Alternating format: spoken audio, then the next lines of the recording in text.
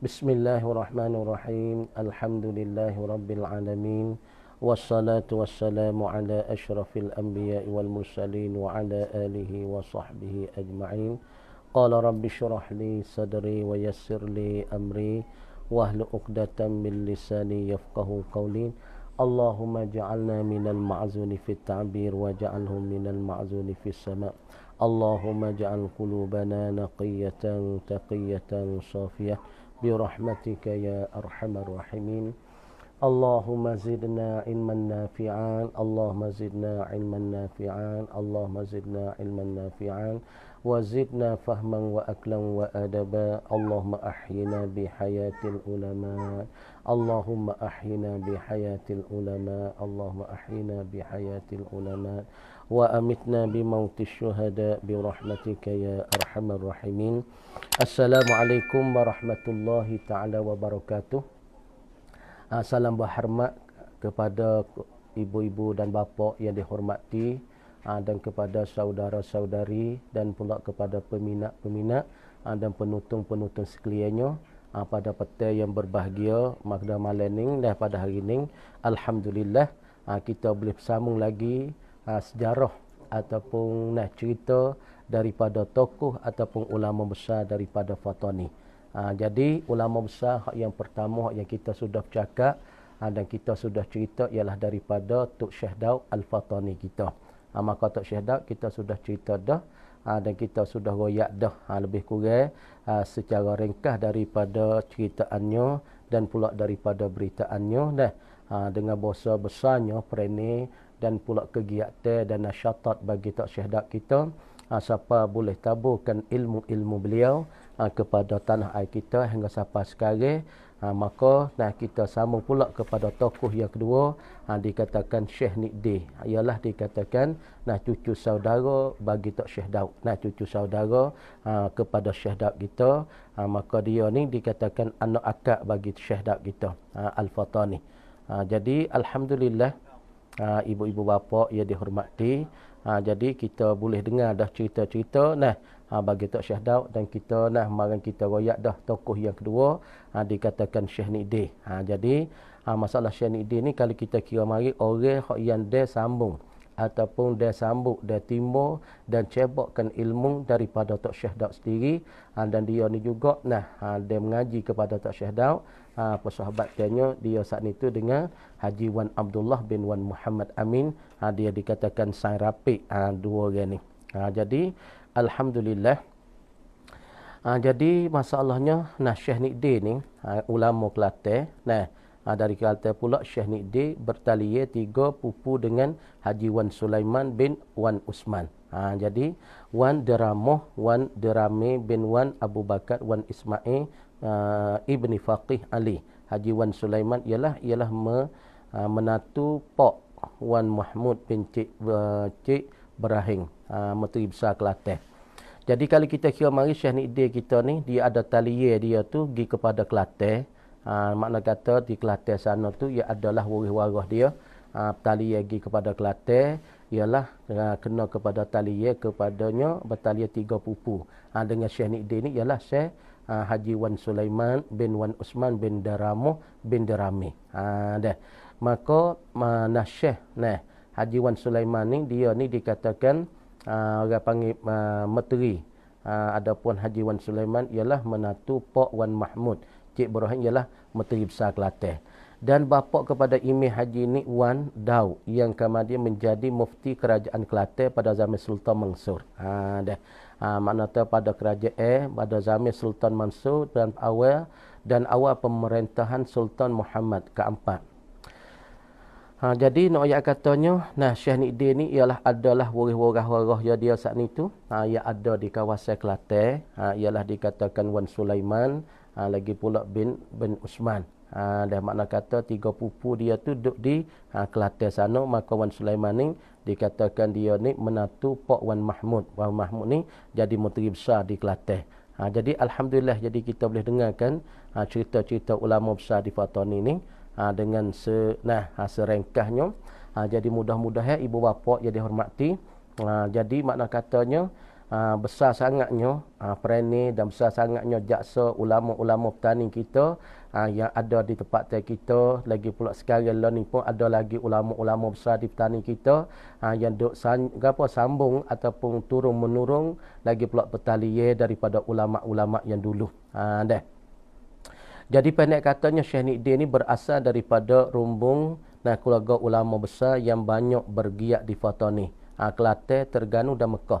Nak kata pendek kata kesimpulan khulasahnya Syekh Nidin ni hak kita duk cerita cerita kemarin ni daripada cucu saudara kepada Syekh Daud ataupun dikatakan anak akak bagi tok Syekh Daud kita ni, dia ni salah satu berasalnya rumbung keluarga ulama yang besar. Makna kata dia ni rumbungnya ataupun daripada kumpulan daripada keluarga ulama besar yang banyak bergiat di Fatani. Dia ni ialah dikatakan keluarga bagi tok Syekh Daud ataupun cucu saudara bagi tok Syekh Daud, dan dia ni ada juga keluarga-keluarga yang bertalian kepada Kelantan dan Terengganu daripada ulama-ulama yang berasalnya daripada Fatani. Kemudian pertalian ni orang panggil Syekh Nidin ni, dia ni berasal daripada keluarga-keluarga dan kumpulan-kumpulan ulama besar di Fatani ialah kena pada Tok Syekh Daud Al-Fatani. Ibu bapa yang dihormati, jadi pada hari ini apabila kita boleh dengar daripada kisah dan cerita ulama besar Fatani, jadi makna kata kita kena ada rasa lah, rasa sayang, rasa kasih, rasa gembira, rasa muju, rasa serenuk dengan tempat-tempat kita ni. Masih banyak lagi daripada ulama-ulama sekarang dan ulama-ulama di zaman dulu. Jadi tempat kita ni tidak putus. Cuba ibu bapa cuba fikir. Di mana lagi? Di bumi Arab ataupun di bumi Melayu ada laginya semacam rumah kita pondok-pondok tak ada dah. Ibu bapa cuba tengok. Saudara-saudari tengok. Dah. Jadi nak kata di kawasan semua di Nusantara ataupun di negeri-negeri Arab Pak Temua masa mengaji di Syam ataupun di Suriah ataupun di Makkah Al-Mukarramah ataupun di mana di Mesir. Tak ada dah orang panggil cara buka pondok mesin kita di hari ni. Rumah tok guru, balasah, patu pondok lingkungan keliling ni tak ada dah. Di mana-mana tempat pun tak ada dah sekarang. Di negeri Arab sendiri pun tak ada. Cumanya di negeri Arab lah ni kalau ada pun orang panggil talaki. Ngaji ke masjid, ngaji tok guru tu talaki. Orang panggil bermuka dengan tok guru, tak ada kita, ada lagi. Tapi cara pondok mah kita, pesing kata, tu rumah tok guru dan ada balasah ataupun ada masjid, lepas tu pondok likungkan rumah-rumah tok guru. Ini tak ada. Sebab itulah hamba dengar daripada satu guru, nak kata pusaka dunia ataupun dikatakan meradut laut. Ialah pondok macam moh kita di hari ni. Sedar tak ada dah. Cumanya ada di petani kita ya. Hak paling banyak sekali di petani kita.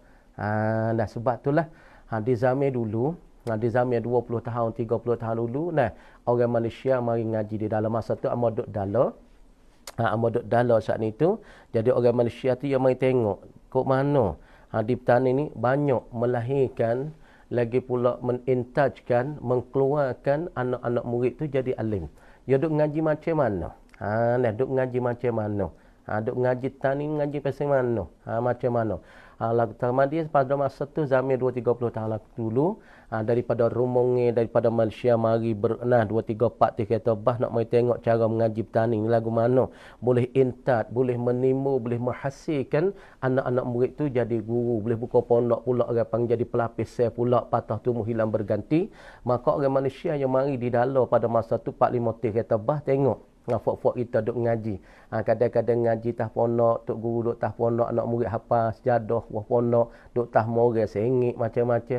Lah ya kata ngaji macam ni ya. Orang duk aling di petani duk boleh tubik ngajar di situ sini. Siapa pelajar Malaysia sendiri kalau tak main ngaji petani tak jadi bisa, tak jadi masing. Setara ni orang di petani mengaji. Ni nak kata masalah pengajian ni bukan perlu kepada tempat yang comel. Bukan perlu kepada muskolah yang besar, bukan perlu kepada masalah kata bina yang comel, bina yang indah-indah, bukan. Tapi yang perlunya masalahnya orang yang nak bagi ilmu tu.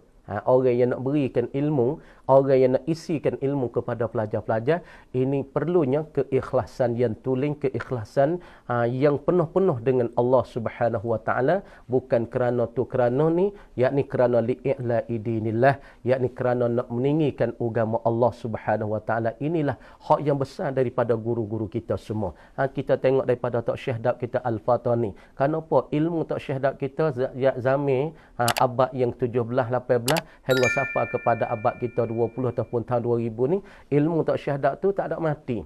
Ilmu Tok Syekh Daud tu duk bersambung-sambung. Lagi pula duk sapa kepada tempat kita. Lagi pula kita boleh mengajikan kitab Tok Syekh Daud. Ini nak kata keikhlasan bagi guru-guru dan ulama-ulama besar di tempat kita. Mereka tabuhkan benih yang berjaksa, benih yang gapo, benih yang suci, benih yang murni, yang bersih. Sebab itulah benih ni tak akan mati. Sebab itulah amo biasa dengar daripada mula bapa saya dan mula bapa sing kita, masa tu duduk ngajar di dalam tu tok pakai lebih kurangnya beribu, tok pakai tu beribu lebih. Nah, kamar dia kata kan, dia kata hi pelajar aku mengajarkan kamu semua ni, aku tak ada niat kok tu kok ni. Aku tak ada niat nak tu, tak ada niat kekayaan, tak ada nak niat kepada kemegahan, tak ada nak niat kepada orang panggil rumah besar, kereta besar dak. Tapi aku mengajarkan kamu semua ni untuknya aku nak wimun tu kenal Allah, ma'rifatullah, kenal Allah Subhanahu wa taala. Aku cukup dah. Ini kata guru. Aku nak pada kamu semua tu kenal Allah, yakni ma'rifatullah. Sebab Nabi kata awwaluddin ma'rifatullah. Awal-awal agama ialah mengenalkan Allah Subhanahu wa taala. Nak royak kata awal di dalam agama, asas agama, tapak agama ialah mengenalkan Allah. Apabila kita kenalkan Allah, di situlah timbul takut ke Allah. Apabila kita kenal ke Allah, kita berasa nak ibadat ke Allah. Apabila kita kenal ke Allah, kita berasa nak taat kepada Allah. Apabila kita kenal ke Allah, apa perkara saat itu kita nak buat kerja, maka kita ingat dan nuktin kepada Allah Subhanahu wa taala. Inilah dikatakan isi hak sejati. Dan inilah dikatakan agama yang sebenar, ialah nak kita kenalkan Allah. Sebab apa manusia kita di sekarang ibu bapa, sebab apa duk jadi selera, sebab apa duk jadi bertaburan, sebab apa duk jadi haru gitu gini. Sebab kita tak sebenar-benar kenal Allah, tak sebenar-benar ma'rifatullah. Sebab itulah kita setelah tu, kita setelah ni mulah tu, kulah ni macam tu. Sebab orang panggil ma'rifatullah tu tak sapa ke hakikat, tak sapa kepada diri perkara, tak sapa kepada benda kebenaran. Inilah kita nak cerita sikit daripada ma'rifatullah. Awal-awal agama ialah suruh kita kenalkan Allah, bukan kenal lain sepada Allah. Bukan suruh kenal darah tu, bukan suruh kenal orang tu, orang besar tu, moteri tu, tak. Mula-mula di dalam agama, tapak agama, asas agama, tunjuk agama ialah mengenal kita kepada Allah Subhanahu wa taala. Ini dikatakan sebenar-benar gapo dia? Yakni sebenar-benar dikatakan asas agama, tapak agama ialah mengenalkan Allah taala. Inilah maksud daripada ulama-ulama duk taburkan benih ataupun duk taburkan masya-Allah. Gapo dia? Yakni taburkan benih, taburkan ilmu pada kita. Kenapa? Kerana tak sewi kita lari daripada Allah, tak sewi kita lari lain pada Allah, so kita ingat kepada Allah dan kenal ke Allah, supaya di dalam ibadat kita ni, apabila kita kenal ke Allah, maka kita tu dapat sempurna dalam ibadat dan taat kita. Sebab itulah bagi satu ayat katanya, ba'da auzubillahi minasyaitanirrajim, waliman khafa maqama rabbih jannatan. Bagi mereka yang takutkan kepada makam Allah, pada martabat Allah, bagi orang ini Allah Subhanahu wa taala sedia untuk dia dua syurga. Syurga yang pertama dikata al-jannatul ajilah fid dunya, yakni syurga yang segeralah oleh Allah Taala di dalam dunia. Apa syurga yang Allah Taala cadat dalam dunia? Ialah syurga dikatakan ketenangan. Duk dalam dunia tenang, duk dalam dunia wasa suka, duk dalam dunia saat ni wasa tak serabut, walaupun duit tak banyak, walaupun rumah tak besar, tapi kita saat ni tu ada ketenangan. Maka ketenangan inilah yang Allah Ta'ala simpan taruh, dan Allah Ta'ala simpan taruh kepada orang-orang beriman kepada Allah Subhanahu Wa Ta'ala. Dan syurga satu lagi yang Allah Ta'ala cedia taruh, ibu bapa dihormati, ialah di akhirat sana. Hak Tuhan kata, wa basyiril ladzina amanu wa amilus salihat anna lahum jannatin tajri min tahtihal anhar khalidina fiha. Syurga yang kedua ialah syurga yang Allah Subhanahu Wa Taala nak cedek kepada orang-orang beriman selepas daripada mati. Selepas daripada mati, Allah Ta'ala cadar ke dia ialah dikatakan 4 sungai. 4 sungai saat itu ialah sungai madu, sungai susu, sungai air ni dan sungai arak ini duk berlari di bawah kota ataupun mahligai-mahligai bagi orang yang beriman kepada Allah. Sebab tu Tuhan kata wa basyiril ladzina amanu wa amilus solihat, dan hendak berita kesukaanlah oleh engkau dan oleh engkau oleh Muhammad akan orang-orang yang beriman dan orang-orang yang beramal yang soleh. Bagi mereka saat itu gapo annalahum bi annalahum jannatin tajri min tahtihal anhar bi annalahum jannatin tajri min tahtihal anhar, dengan bahasa sabit bagi mereka ialah syurga yang duk mengalirlah di bawah dia saat itu ialah daripada sungai-sungai yang 4 itu. Jadi makna kata kelahiran, kita klik kepada asal, kepada dasar kita duk bercara masalah tokoh-tokoh ulama di Fatah ni. Maka Syekh Nidin ni kelahiran dia tu di mana? Tempat timbul dia di mana? Nash'atuhu wa hayatuhu. Yakni timbul dia. Hasil dia, timbul dia tu di mana? Walaupun silsilah Syekh Nidin berenam saudara dapat dikesang, tetapi lokasi sebenar tempat kelahirannya kurang cerak. Makna kata dia ni ada anak beradik. Syekh Nidin dikatakan cucu saudara kepada Syekh Daud kita ni, dia ada ni beradik. Kemudian ni beradik saat itu, kemudian tempat kelahiran dia saat itu jadi tak cerak, dia berlahir di mana, timur dia di mana tu jadi tak nyata.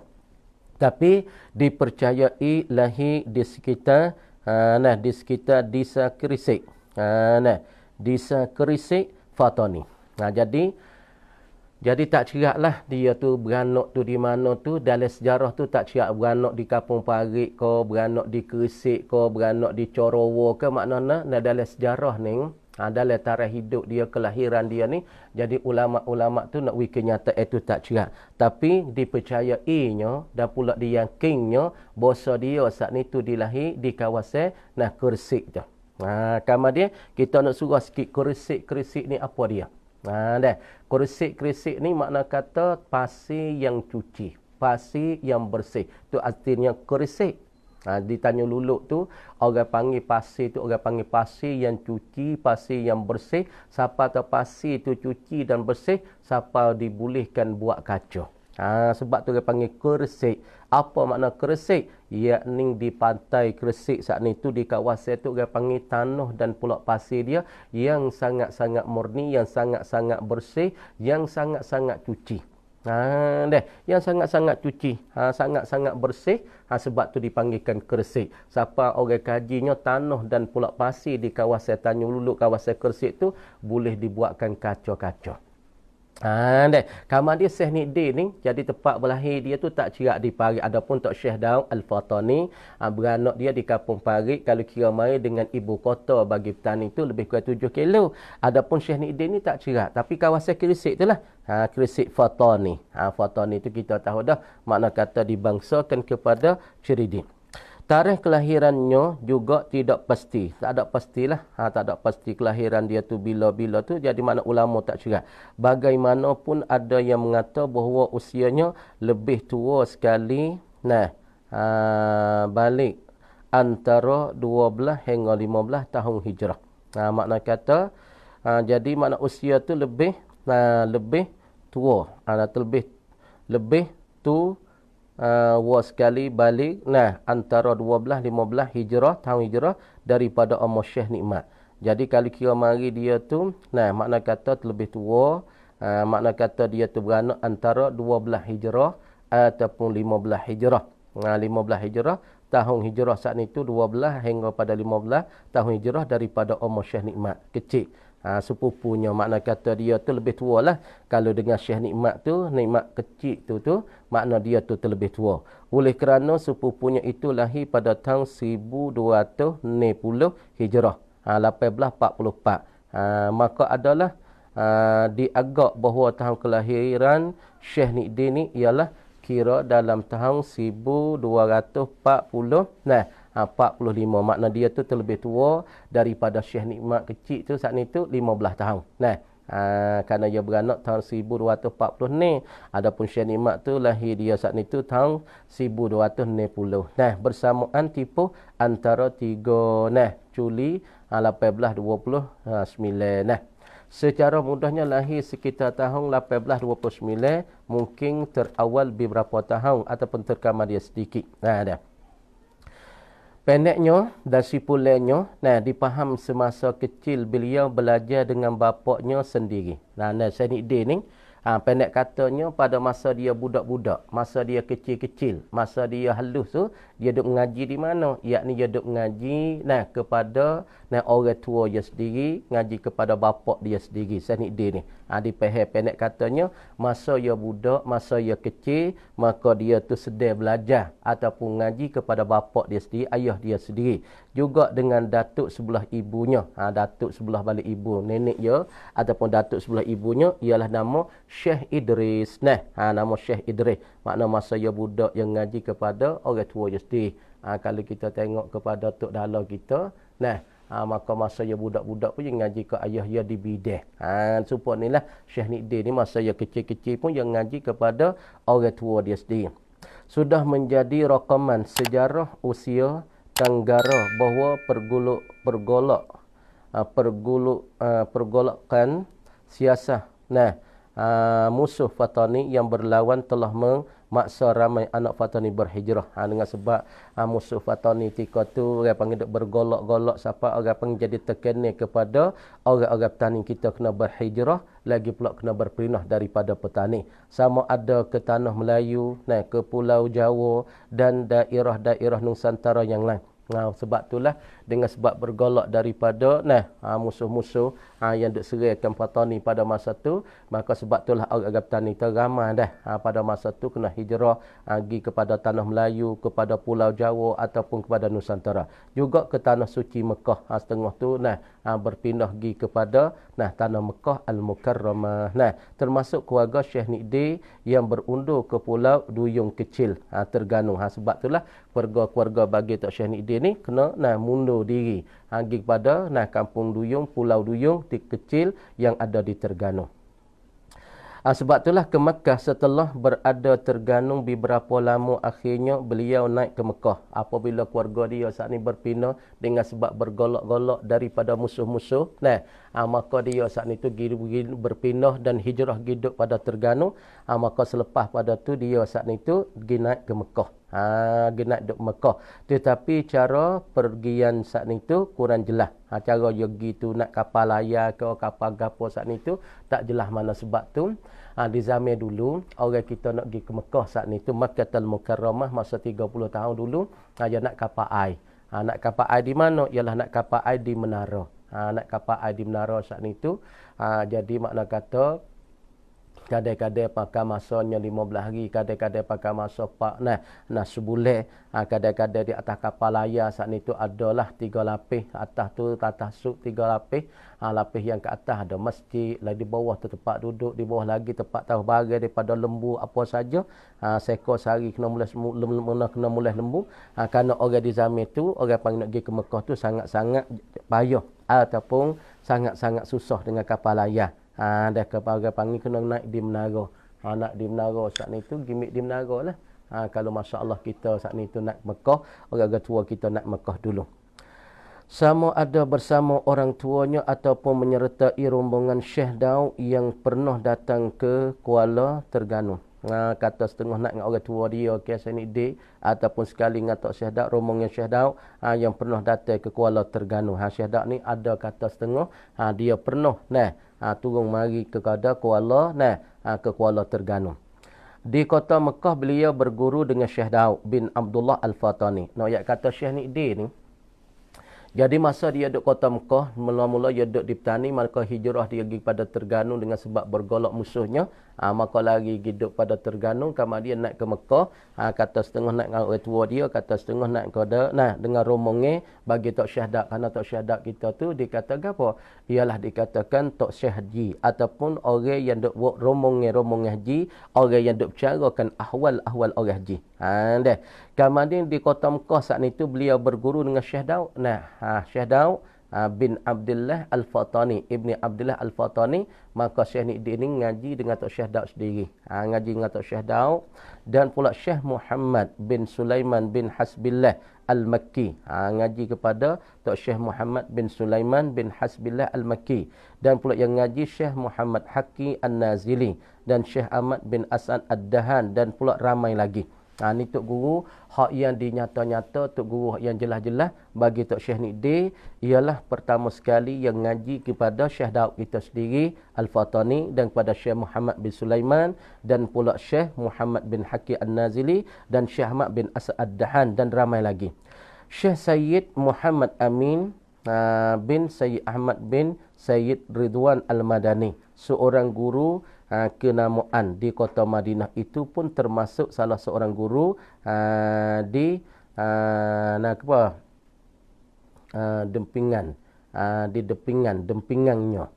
Jadi nak ayat kata guru yang ngaji Mekah Syekh Daud dan pula Syekh Muhammad Sulaiman dan Syekh Muhammad Haqi dan Syekh Muhammad As'ad, hak ni tok guru dia di Mekah. Adapun tok guru dia di Madinah ialah bernamanya Syekh Sayyid Muhammad Amin bin Sayyid Ahmad bin Sayyid Ridwan Al-Madani. Ini orang panggil tok guru yang ada kenama yang ada di Madinah.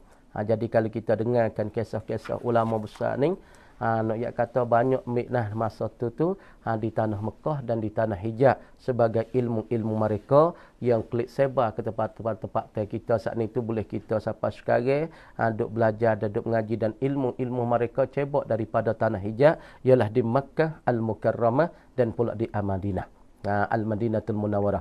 Syekh ni dia akhirnya dapat menguasai pelambanggai ilmu.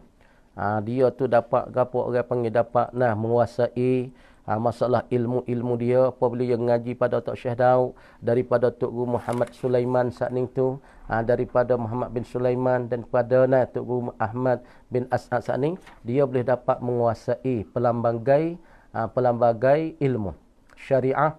Dia tu orang panggil yang bijak di dalam ilmu-ilmu syariah, yakni ilmu-ilmu agama, ilmu syariah dan hakikat. Makna kata dia tu orang panggil orang pelambanggai ataupun pelambangga dia saat ni tu orang yang pandai tentang ilmu, yang bijak dalam ilmu dan ilmu syariah, yakni ilmu fiqh, ilmu sakut dengan hukum-hukum hakim, dan pula ilmu-ilmu hakikat dikata ilmu-ilmu batin, ilmu tasawuf. Makna dia saat ni tu daripada satu orang yang dapat boleh menguasai dan orang yang masuk dan orang yang mahir dalam ilmu dan syariah dan pula hakikat. Sebab itulah orang tua kita kena ngaji saat ni tu. Orang panggil pertama sekali ngaji syariah, lepas tu ngajikan tarekat, ngajikan hakikat, ngaji makrifah. Tapi lah ni kadang-kadang kita tu ngaji hakikat, kita tinggalkan syariah. Ini silap ibu bapa dan penonton-penonton semua. Jadi kalau kita pergi ngaji hakikat, ngajikan tasawuf, ngaji ilmu batin, tapi kita tinggalkan syariah, ini silap kita. Banyak daripada klik-klik masalahnya. Siapa ke hakikat saat itu, siapa tinggalkan syariah, tinggalkan semaya Jumaat dengan ramai, tinggalkan semaya Jumaat di masjid, tinggalkan mengaji di masjid kerana kita tak boleh masuk ngademo, kerana kita berasakan orang lain pada kita saat itu orang yang tak cuci, orang tak cuma ini bukan. Makna kata kita ngaji saat itu ngaji syariah, jangan kita tinggalkan masalah. Ngaji hakikat pun jangan tinggalkan syariah. Mana syariah tu memanglah kena ada semua. Termasuk dalam bidang tajwidul Al-Quran. Dia pun orang panggil orang yang bijak tentang masalah tajwid ataupun tajwid ni Al-Quran, yakni memperelokkan Al-Quran. Jadi sebab apa kita kena ngaji tajwid ibu bapa? Masalah Al-Quran kita kena ngaji tajwid.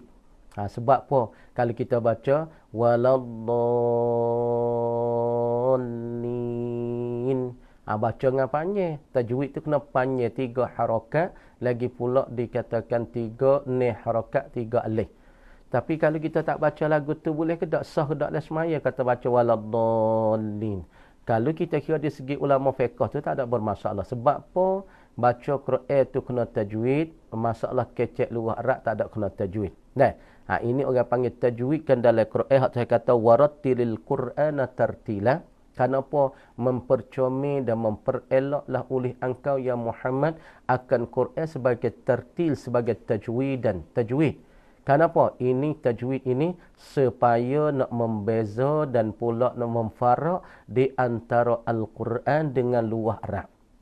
Quran dia kena baca dengan tajwid. Bismillahirrahmanirrahim. Alhamdulillahi Rabbil Alamin.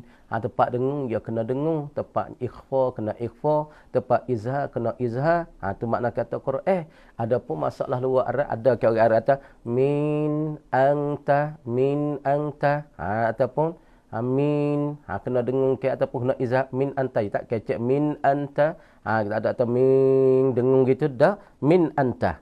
Kau dah tu ya. Kata hal indaka zaidun misalnya. Jadi makna kata luar Arab tu tak ada pasti tajwid.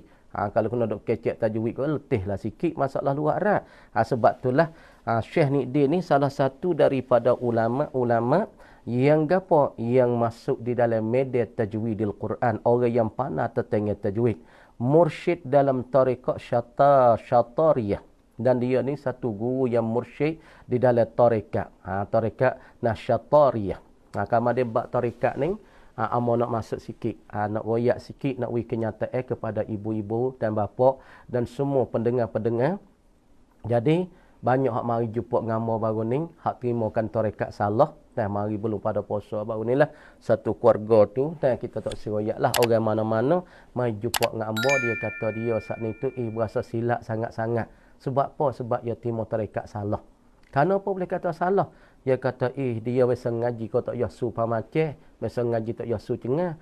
Tapi makna kata dok buat tarekat ni, dok bawa tarekat ni berasa jauh daripada syariat. Kau tinggalkan syariat, kau tinggalkan syariat.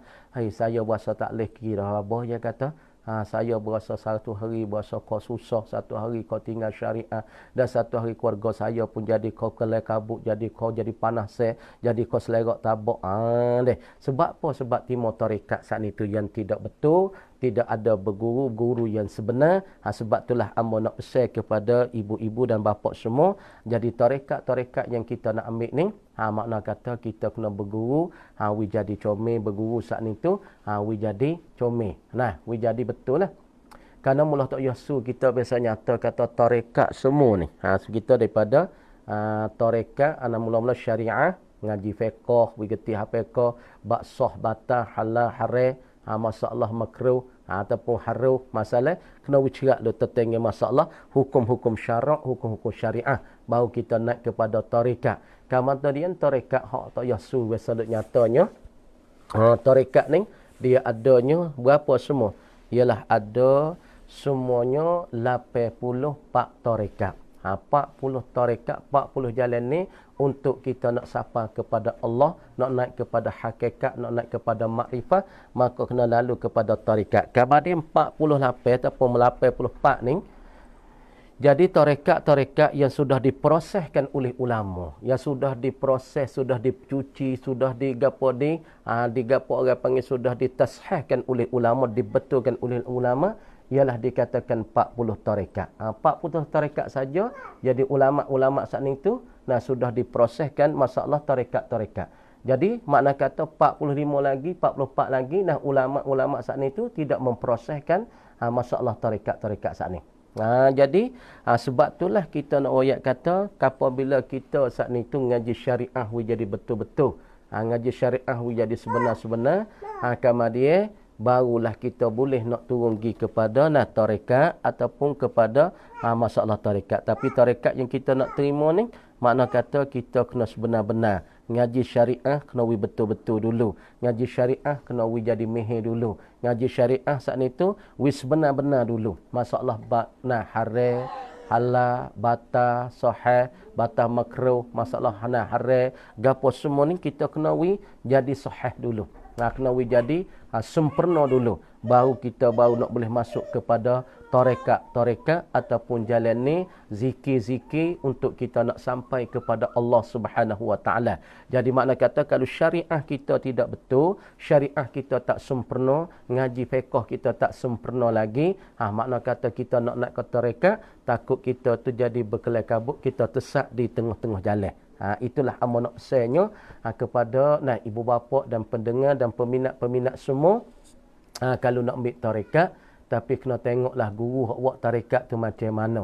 Kalau guru tarekat hak bawa mari tu, siapa kena tinggalkan orang kampung, kena tinggalkan semaya Jumaat di masjid, siapa tak boleh pergi masjid, siapa tak boleh pergi Jumaat, ini bukan. Kerana Imam Ghazali kita ada cerita di dalam kitab, sebenar-benar orang yang tarekat ataupun sebenar-benar orang nak pergi kepada Allah, makna kata kita asing tu ketika mana? Asing tu ketika mana? Ketika tak ada majlis di masjid, tak ada sembahyang Jumaat masjid, kita duduk di rumah. Tapi apabila ada mengajar di masjid, kita kena pergi masjid. Apabila ada Jumaat di masjid, kita kena pergi di masjid. Apabila ada halqah Quran di masjid, kita kena pergi masjid. Inilah Imam Ghazali kata sebenar-benar daripada uzlah di akhir zaman. Sebab hadis marinya dua. Amo nak nyata ibu bapa dan penonton-penonton semua. Jadi hadis mari kata mula-mula awal Islam dulu hadis mari alaikum bil jamaah. Lazim kamu dengan jemaah. Lazim kamu dengan perhimpunan dan kumpulan orang-orang yang ramai. Kenapa? Dah. Kenapa hadis tu mula-mula Islam tu alaikum bil jamaah. Bahawa hadis mari akhir-akhir ni Nabi kata pula alaikum bil uzlati. Lazim kamu dengan asing diri daripada manusia. Lazim kamu duduk di rumah, jangan temu dengan orang banyak sangat apa itu ni.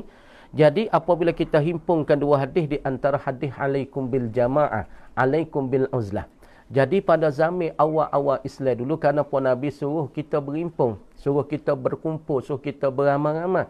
Kerana di zaman dulu, zaman Imam Syafi'i ataupun zaman sahabat, apabila bertemu mereka, apabila berjumpa mereka, pakat membentangkan tetangga Islam, dapat membentangkan Al-Quran, dapat membentangkan hadis-hadis Nabi. Kerana mereka tidak berkecek, mereka tidak berkenah, tidak berkecek, tidak musyarat, tidak berkira, melainkan tetangga agama Allah, tetangga nak meninggikan agama Allah Subhanahu wa taala. Inilah orang-orang di zaman dulu daripada as-salafus salih, daripada tabi'in, daripada tabi'in, apabila mereka bertemu, mereka berjumpa, mereka berkumpul, mereka tidak bercakap melainkan kerana agama Allah, kerana nak meninggi kalimah Allah, kerana nak meninggi li'la'i dinillah. Sebab itulah Nabi kata alaikum bil jamaah, alaikum bil jamaah. Tapi duduk mari hadis dia alaikum bil uzlati, lazimlah kamu dengan asingkan diri dengan Allah Subhanahu wa taala. Asing kamu tu, diri kamu tu dengan agama, dengan apa? Dengan orang. Mana kita lazim duduk dalam rumah, tak banyak sangat pergi ke rumah orang, tak banyak sangat pergi duduk beripung tahga, tak banyak sangat pergi situ sini. Kenapa? Kerana di zaman kita, di zaman akhir zaman, apabila berimpung, apabila berkumpul, banyaklah nak pergi jadi kau lain, banyak nak mengupak kau orang, banyak nak kecek hau orang, banyaklah nak makan rumah tangga orang, banyaklah nak makan kepala tangga orang, banyaklah nak jinjak orang. Sebab itulah Nabi kata di akhir zaman ni alaikum bil uzlah ilzamil bait, lazimlah engkau di dalam rumah, tak sah banyak tu bait luar lah. Tak usah banyak tubik kat luar, duk berimpung kat luar, kecek kat luar. Kerana di akhir zaman, apabila bertemu, apabila berjumpa, manusia kita banyak nak kecek benda-benda sia-sia. Banyak nak kecek benda-benda lara. Banyaklah nak mengupak kat orang. Banyaklah nak kecek tah kepala tangan orang. Banyaklah nak sugung orang ataupun nak jinjak orang. Inilah ibu bapa yang amo nak berikan nasihat sikit untuk saya sendiri, amo sendiri dan kepada antum semua. Di hari ini Nabi kata ilzamil bait, lazimlah engkau di dalam rumah banyak. Tapi banyak mana? Sekiranya di masjid tak ada orang ngajar, kita tak ada kena pergi. Tapi kalau ada orang ngajar, kita pergilah kepada masjid. Apabila ada Jumaat panggil kita sembahyang Jumaat, maka kita pergilah masjid. Kalau masjid ada buat perhimpunan tetangga, masya-Allah kita kakak ibu dan kakak bapa apa itu ni, kita pergi masjid. Kalau ada halqatul Quran, halqah Quran, kita pergilah masjid. Makna asing kita kalau tidak ada berfaedah di masjid, di tempat-tempat surau apa ini, kita tak usah pergi. Karena Nabi kata alaikum bil uzlah, lazimlah engkau di dalam rumah, asinglah diri kamu dalam rumah. Sebab itulah nak royaknya nak ambil tarekat, nak ambilkan jalan-jalan ni untuk nak sampai kepada Allah. Apa tarekat? Yakni satu jalan yang untuk kita nak menjalani, nak sampai kepada Allah dengan zikir-zikir yang kita terima. Nak buat lagu mana hati kita duk Allah, Allah, Allah, Allah, ataupun hati kita duk la ilaha illallah, hati kita duk mengingat ni tujuan tarekat hak sungguh. Tapi tarekat sungguh kita saat itu jadi asing daripada orang amal. asing daripada orang ramai, asing daripada masjid, ini bukan. Ini bukan. Ini tak sebenar dan ini tak betul. Hak yang betulnya, mana kata kita saat ni tu, dah kena. Boleh masuk dengan orang ramai lah. Boleh duduk dengan orang ramai. Satu ketika, bukan semua. Satu ketika di masjid ada buat majlis, kita pergilah masjid. Di masjid ada jemaah, kita pergilah masjid. Ada halaqah Quran, kita pergi. Tapi kalau tak ada masalah majlis tu nak beri puntah pala geratah tu, kita tak sah. Kenapa? Di sekarang ni, ialah membawa kepada fitnah-fitnah tu yang amat-amat banyak. Sebab itulah ibu bapa kita nak timur tarekat. Tarekat ni satu jalan. Faham molek? Satu jalan yang untuk kita nak sampai kepada Allah dengan tarekah kita gapo Naqsyabandiyah, Ahmadiyah, Qadiriyah ataupun Hizbul Bahri, Hizbun Nasri, Imi Nawawi, semua ni orang panggil satu tarekat yang untuk nak membawakan kita sampai kepada Allah, nak hati kita tenang dengan Allah, nak doa Allah semua. Dah. Pendek katanya kealimannya setaraf dengan tokoh-tokoh ulama besar yang ada di Mekah dan Madinah pada zamannya. Nak ayat kata tak Syekh ni dia ni tokoh dianya, besar dia ni, kemah dianya, hebat dianya, kealiman dia tu setaraf, yakni sepengkat dengan tokoh-tokoh ulama besar yang ada di Mekah. Mana tahu ulama-ulama yang ada di Mekah di zaman itu, maka dia tu setarah ya ataupun sebaya sepengkat dengan ulama-ulama besar yang ada di Mekah dan di Madinah pada zaman dia. Ulama zaman dia ni, zaman Syekh Nidin ni, ulama sezaman dia, semasa dia fi asri ni, Syekh Nidin hidup zaman dengan tokoh ulama Jawi yang berikut. Syekh Nidin kita, dia duduk di Makkahul Mukarramah, sebab kita ayat dah dia tempat kelahiran tak nyata sangat. Ulama tak ada kenyataan kata dia tu beranak di Parit ke di mana, tapi cerak-ceraknya di kawasan Gresik. Maka lepas pada tu dia berpindah hijrah keluarga dia pergi kepada Terengganu, lepas tu naik kepada Mekah. Kemudian ulama-ulama petani kita duduk sekali dengan dia. Di zaman dia, yang pertama Syekh Wan Muhammad Zain bin Wan Mustafa Al-Fatani. Orang yang dia sezame bagi Syekh Nidin ni ialah kena pada Syekh Ahmad kita. Tu Syekh Wan Muhammad ialah Syekh Wan Muhammad Zain. Ialah bin Wan Mustafa. Syekh Ahmad bin Wan Muhammad Zain. Mana kata Syekh Wan Muhammad Zain ni, Syekh Ahmad bin Wan Muhammad. Makna Syekh Ahmad tu orang panggil Syekh Ahmad. Adapun Wan Muhammad Zain ni ayah bagi Syekh Ahmad kita. Adapun Wan Mustafa tu orang panggil nenek bagi Syekh Ahmad. Jadi makna kata Syekh Nidin ni orang yang dia sekali dengan ayah bagi Syekh Ahmad. Wan Muhammad ni dikatakan ayah bagi Syekh Ahmad. Siapa dia Syekh Ahmad? Yakni Tuk Faridatul Faraid.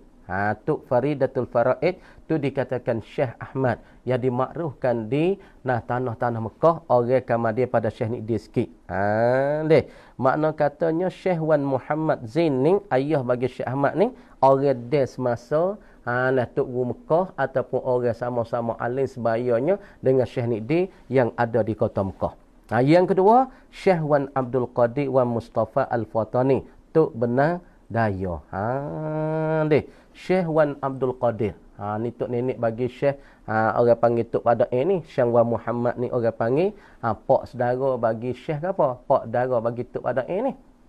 Wan Muhammad Zain ni ayah Syekh Ahmad, ialah bapa saudara bagi Pak Dai Mekah. Pak Dai Mekah dan Syekh Ahmad ni kita sudah maklum nak ayatlah cerita Syekh Ahmad pakar-pakar. Syekh Ahmad ni satu ketika nak ayat kata alimnya, buhurul ilmi dia, orang yang dikatakan laut-laut ilmu. Syekh Ahmad ni satu ulama yang besar daripada ulama petani kita. Lagi pula dikatakan Tuk Faridatul Faraid. Syekh Ahmad ni satu hari, apabila dia masyhur sangat pada ketika dia duduk di Makkahul Mukarramah, demonah orang-orang Arab Mesir saat ni tu duduk jadi syuhur. Duduk jadi telatah. Kata Tuk Guru Jawa, orang panggil Jawa fofok kita dulu. Dia mau kata ada Datuk Jawa seorang weh, alim sungguh weh, alim besar sungguh weh. Lepas tu, for ulama-ulama di Mesir pun, duk bunyi syuhur sangat. Tetangga Syekh Ahmad, anak bagi Wan Muhammad ni lah, Syekh Ahmad kita Al-Fatani. Kemudian apabila fok ulama Mesir, fok ulama Azhar tu terdengar kata ada daripada Syekh Jawa, Syekh Jawi sore ni, orang yang alim, alim besar sangat, maka fok nah Mesir, sani ulama Mesir pun tulis risalah, tuliskan surat hatta mari ke Mekah, mintakan Syekh Ahmad pergi ke Mesir. Pergi ke Mesir ni kita ayat sejarah dengan secara ringkas. Apabila hajakkan Syekh Ahmad saat ni tu pergi ke Mesir, apabila pergi ke Mesir saat ni tu, maka ulama-ulama besar pun duk berbetang di hadapan Syekh Ahmad. Maka mula-mula sekali, Syekh Ahmad bawa siapa? Bawa orang panggil orang tepi dia daripada kalau kita kecek Mekwa dia ataupun daripada Ungkarat dia. Siapa dia? Ialah kena pada Tok Kenali Kelantan. Apabila buat Tok Kenali Kelantan saat ni tu pergi kepada Mesir sana, mula-mula Syekh Ahmad saat ni tu duk berdebat, duk bercakap, duk munaqasyah dengan ulama Mesir saat ni tu. Syekh Ahmad tu kecek gi kecek mari, Tok Kenali tu pahal lagi. Dengan lurah, dengan tuturel, dengan ilmu, dengan masya-Allah, hak Syekh Ahmad tu duk bercakapnya dengan ulama-ulama Mesir. Boduk kecek gi kecek mari, kecek gi kecek mari, kecek gi kecek mari, tara aling tara Tok Kenali tu tak pahal dah weh. Tak pahal dah dengan kata dengan tuturel, dengan ibarat Syekh Ahmad ni kata sangat-sangat tinggi, tak pahal dah. Dengan mana kata Syekh apa dia? Ialah dikatakan Syekh Ahmad tu duk kecek dengan siapa dia? Yang ni duk kecek dengan ulama Mesir. Cuma lepas pada tu faham maksud ya, tak faham dah tuturel. Lapare hak Syekh Ahmad kecek tak faham dah. Faham tentang tuturel, tak faham dah. Faham tentang maksud mafhum saja. Duk gi duk mari, lepas daripada itulah orang-orang Mesir dan ulama-ulama Mesir kata, oh Datuk Jawa ni alim sungguh. Alim sungguh. Bukan kata kebiasaan manusia dah ni. Daripada ilmu-ilmunya. Lepas daripada tu, sebelum daripada Syekh Ahmad kata gurunya, dia nak balik daripada Mesir nak klik ke Mekah, dia ada tuliskan syair. Tuliskan syair. Apabila tulis syair saat ni tu, ulama-ulama Mesir saat ni tu tak faham dengan maksud apa yang dikarang, apa yang dituliskan oleh Tok Syekh Ahmad kita. Selepas pada itulah hantar surat mari ke Mekah nak berjumpa siapa dia ni, syair siapa dia ni, gini-gini. Maka tak pernah kata isinya dan dalam sangatnya ilmu bagi Tok Syekh Ahmad kita, siapa ulama-ulama di Mesir sendiri pun tak akan faham dengan apa maksud daripada karangin dan syair dan tuturel daripada Syekh Ahmad kita. Maka ayah bagi Syekh Ahmad ni ialah dikatakan orang yang semasa yang dengan Syekh Niddi ialah sama-sama setara, sama-sama sepengkat jadi ulama-ulama di Tanah Haram ataupun di Makkahul Mukarramah. Dan orang yang kesebaya ataupun yang sepekat dengan Syekh Niddi saat itu di Mekah ialah kena pada Syekh Wan Abdul Qadir. Abdul Qadir bin Wan Mustafa. Kawan keluarga Pak Dai belakang ni. Wan Abdul Qadir, Wan Mustafa Al-Fatani, Tok Bendar Dayo. Tok Bendar Dayo. Jadi daripada Tok Nenek Tok Pagurah ni, Wan Abdul Qadir ni dikatakan Wan Mustafa dikatakan sebelah balik mana ni? Ni waris-waris bagi Pak Dai dan pula waris-waris bagi Syekh Ahmad. Maka Wan Qadir ni, Wan Mustafa ni, Tok Bendar Dayo ni, Bendar Dayo mana? Yakni kalau kita nak royak sikit pada ibu bapa, boleh jadi ibu bapa setengah tu tahu, setengah ibu bapa tu tak tahu. Setengah tu mengenali di mana kan Tok Bendar Dayo, di mana setengah tu tahu, setengah tu tak tahu. Mana dikatakan Tok Bendar Dayo? Tok Bendar Dayo saat itu ialah masuk di kawasan Seno. Masuk Kok Seno saat itu, masuk di Kok Seno. Kemudian lepas daripada tu kawasan Nok Sapa Seno tu, ia ada situ Telaga Tok Bendar Dayo. Telaga Tok Bendar Dayo tu laga dia boleh Lailatul Qadar. Maka situlah orang panggil sebelum Sapa Seno orang panggil Tok Bendar Dayo. Tok Bendar Dayo ia panggil dikatakan apa dia? Dikatakan Tok Nenek sebelah ke apa? Tok Nenek bagi Pak Dai Mekah kita ataupun Tok Bakuratul Amani ataupun Syekh Ahmad kita ni. Dan orang hadis dengan Syekh Wan Niddi ni, Syekh Niddi ni, orang hadis dengan Syekh Niddi ni siapa dia lagi? Ialah kena kepada Syekh Zainul Abidin bin Muhammad Al-Fatani. Syekh Zainul Abidin bin Muhammad Al-Fatani, Tok Minan. Tok Minan. Makna kata Syekh Zainul Abidin bin Muhammad Al-Fatani Tok Mina. Tok Mina ni ayah beding kita Tok Mina tu lah. Dah. Dia panggil gapo Tok Che, nenek bagi beding Tok Mina. Duk dia Mekah juga, ngaji Mekah juga ni. Dan yang keempat Syekh Muhammad Nawawi bin Umar Al-Bantani. Syekh Muhammad Nawawi. Orang dia semasa dengan Syekh Nidin. Dan yang kelima ialah Syekh Muhammad Zainuddin bin Muhammad Badawi As-Sambawi. Syekh Muhammad Zainuddin bin Muhammad Badawi. Yang keenam orang dia dengan Syekh Nidin juga Syekh Muhammad Azhari bin Abdullah Al-Falimbani. Syekh Muhammad. Syekh Muhammad Azhari bin Abdullah Al-Falimbani ada temu juga dengan Syekh Nidin, ulama sekali, ulama petani kita, hak yang sama-sama tokoh di tanah Mekah ataupun di tanah Haram Makkahul Mukarramah. Yang tujuhnya Syekh Husin bin Sulaiman Fintayani. Syekh Husin. Ni orang panggil bin Sulaiman Al-Fantayani. Ada jumpa juga dengan Syekh Nidin kita. Yang kelima Syekh Ismail bin Abdullah Al-Khalidi An-Naqsyabandi Al-Mujaddidi. Syekh Ismail. Ni pun dikatakan Syekh yang dia temu Tok Guru, dia temu dengan Syekh Nidin. Lagi pula Syekh dia temu dengan Syekh Nidinnya Syekh Ahmad Khatib bin Abdul Ghaffar As-Sambasi. Dan pula yang 10 Syekh Ahmad bin Muhammad Yunus Alingqa. Yang sebelah Syekh Jamaluddin bin Idris Al-Langki Negeri Sembilan. Dan yang kedua belah Syekh Muhammad Tayyib bin Mas'ud Al-Banjari Kedah. Ni dikatakan dua belah orang ni tok guru yang tokoh-tokoh yang ada di tanah Mekah ataupun di tanah Hijaz, hak dia sekali dengan Syekh Nidin kita. Dia dengan Syekh Nidin, dah dengan Syekh Nidin. Dah dengan Syekh Nidin, orang sebaya, orang setara, orang yang dia semasa sekali di tanah Haram Mekah, maka sama-sama ulama-ulama besar dan tokoh-tokoh dan jadi tunya-tunya ulama-ulama yang besar di tanah Mekah, tapi berasalnya daripada Al-Fatani, berasal daripada tanah air kita petani. Juga antara lain seangkatan dengan barisan ulama Kelantan yang berikut. Hak saat ni kita keceknya Syekh Nidin, 12 orang daripada ulama-ulama petani yang setarah, yang sepekat dengan dia. Dan juga ada juga ulama-ulama Kelantan yang duduk di tanah Mekah saat itu yang setara, yang sebaya, yang sepekat dia. Yang pertama Tuan Padang Haji Ahmad, Tuan Tabal Haji Abdul Samad, 3 Tuan Pekalang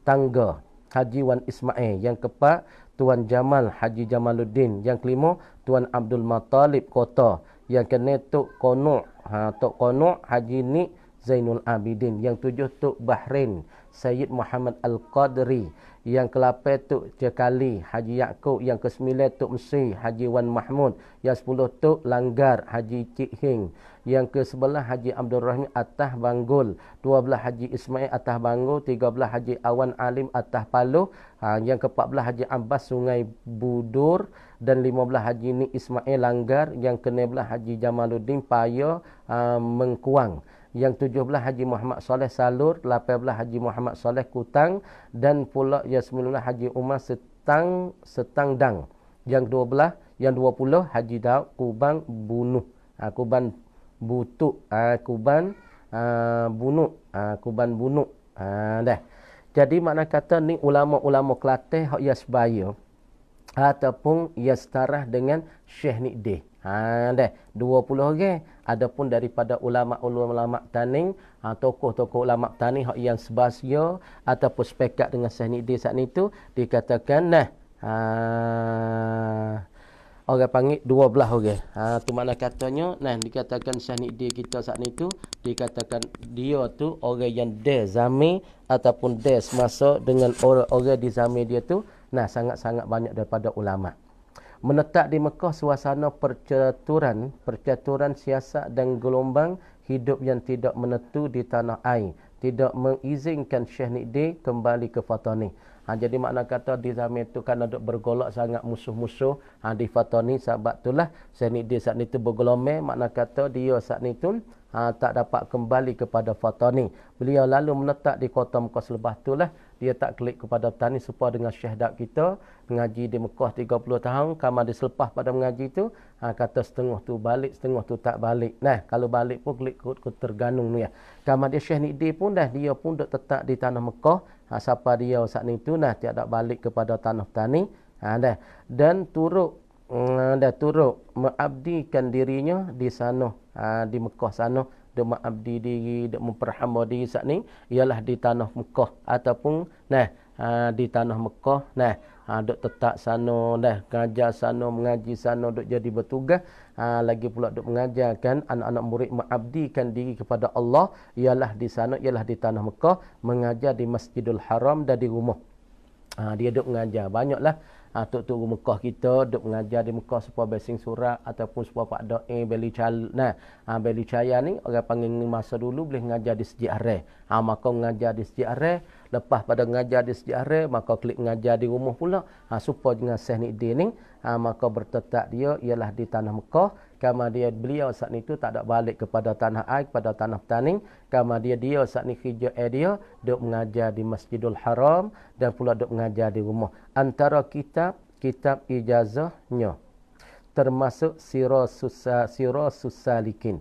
Masuk kitab dia ijazahnya kitab Sirasus Salikin karan Syekh Abdul Samad Palimbani. Makna kata kitab yang dia ijazah dapat kelulusan daripada Tok Guru ialah Tok Guru Syekh Abdul Samad Palimbani, ialah Sirah apa? Sairus Salikin. Jalan ni bagi orang-orang yang nak berjalan kepada Allah Subhanahu Wa Taala, maka kitab ni dia ada ijazah daripada Tok Guru yang bernama Syekh Abdul Samad Palimbani. Dan Tajul Urus, Tajul Urus karangan Syekh Tajuddin bin Athaillah Sakandari. Karangan daripada Syekh Tajuddin Ibnu Athaillah As-Sakandari, dan bermacam-macam kitab yang lain lagi Arab dan Jawi. Hak dia saat itu sudah menerima ijazah daripada tok gurunya. Dan kebetulan ibu bapa yang dihormati, pada petang yang berbahagia ini, saya pun boleh royak sikit sebanyak daripada sejarah-sejarah ulama-ulama, supayanya kita isikanlah sejarah dan kisah-kisah ulama supaya kita dapat boleh mengerti dan kita dapat boleh ambil iktibar, ambil buat fikir untuk kita sendiri dan untuk anak-anak kita, kerana ulama-ulama ni kerja beliau dan kerja mereka saat ini tidak lain tidak bukan ialah untuk nak meninggikan agama Allah, untuk nak meninggikan kalimatullah ataupun i'la'i dinillah. Inilah kerja-kerja ulama, tak kira di mana, tak kira di tempat kita, tanah air kita di petani ataupun di Mekah ataupun di Mesir ataupun di mana. Sebab itulah dikatakan kerja-kerja ulama ni tidak lain tidak bukan ialah untuk nak mentaburkan ilmu-ilmu Allah di mana-mana tempat. Sebab tu ulama tu dia tak ada kira dia mati di mana saja. Kita tengok as-sahabah ridwanullahu alaihim, sahabat tak ada mati setempat, bukan mati Madinah saja, bukan mati di Makkahul Mukarramah saja. Sahabat ni ada seluruh tempat, ada di Mesir, ada di Yaman, ada di Suria, ada di Syam, ada di Iraq, ada di di Dakistan, ada di Uzbekistan, ada bermacam-macam tempat. Di China pun ada sahabat tu sedang mati kerana beliau dan mereka tidak berpenting tentang kehidupan mereka. Adapun kehidupan mereka saat itu tak mewah, tak berjaya, tak besar sangat, tak kaya. Asalnya mereka saat itu boleh gerbankan agama Allah, boleh sebarkan agama Allah. Mereka pun cukup dah tentang kehidupan mereka. Sebab itulah ulama-ulama yang besar dan tokoh-tokoh ulama besar petani kita yang pertama daripada Syekh Syekh Daud kita Al-Fatani, dan yang kedua daripada Syekh Nidi ialah dikatakan cucu saudara kepada Syekh Daud, ataupun dikatakan anak akak bagi Syekh Daud, kerana Syekh Daud kita tidak ada beristeri dan tidak ada anak, maka dia ambilkan Syekh Nidi ni sebagai jadi anak akak dia. Alhamdulillah ibu bapa yang dihormati dan disayangi semua dan penonton-penonton, yang kita boleh kecek sikit sebanyak pada setiap petang. Mudah-mudahan Allah Ta'ala berkat kepada amba sendiri dan kepada antum, dan minta Allah Ta'ala selamatkan kita daripada bala-bala, daripada bala Covid dan bala Corona, dan lagi pula minta Allah Ta'ala selamatlah di tempat-tempat kita, minta jauh daripada bala petaka, daripada benda-benda yang tidak baik terhadap kita dan keluarga kita dan masyarakat kita semua. Marilah kita sama-sama akadkan tangan berdoa dengan Allah Subhanahu Wa Ta'ala, kerana di zaman ni tak ada dah, tak lain tak bukan, tidak adalah yang menolong kita malaikat Allah, yang membantu kita tidak ada malaikat Allah, yang nusrah pada kita malaikat Allah. Sebab tu Tuhan kata in tansurullah hayansurkum wa yusabbit aqdamakum. Jika kamu tolongkan Allah, insya-Allah Allah Taala akan tolongkan kamu. Tapi kalau kamu tak tolongkan agama Allah, kamu tidak ditolongkan oleh Allah. Sebab itulah ibu bapa yang kamu nak berikan peringatan di hari ini, apa dah kita tolongkan Allah, apa kita tolong agama Allah. Tengok ulama-ulama besar daripada tokoh-tokoh fatani, semua mereka tolongkan agama Allah, mereka bantu agama Allah, mereka meninggikan agama Allah. Sebab tu mereka ditolongkan oleh Allah Subhanahu Wa Taala. Tapi kita di hari ini ibu bapa, kita tolong gapo atik agama Allah. Ada tolong kau tetangga pondok, ada tolong kau tetangga masjid, ada tolong tetangga pelajar-pelajar agama. Sebab Nabi SAW katanya, kun aliman au muta'alliman au mustami'an wala takun rabi'an fatahlik. Nabi kata, jadilah engkau orang yang orang yang alim. Kalau engkau tak jadi orang alim, engkau jadilah orang mengajar, orang mengaji. Kalau engkau tak jadi orang belajar, engkau jadilah orang berdengar. Dengar seminggu sekali, dengar seminggu 2 kali, ataupun seminggu 2 kali, seminggu 3 kali, ikutlah. Wala takun rabi'an. Nabi kata mu jangan jadilah gulungan yang kepak, ngaji podok, belajar podok, tak salah. Fatahlik, kalau mu jadi orang gulung kepak, fatahlik, maka binasalah engkau. Itulah ibu bapa yang penting. InsyaAllah sama-sama kita bersyukur kepada Allah, berdoalah, memohon kita pada Allah, mudah-mudahan Allah Ta'ala bagi keberkatan dalam hidup kita dengan kata wabillahi taufiq wal hidayah. Assalamualaikum warahmatullahi ta'ala wabarakatuh.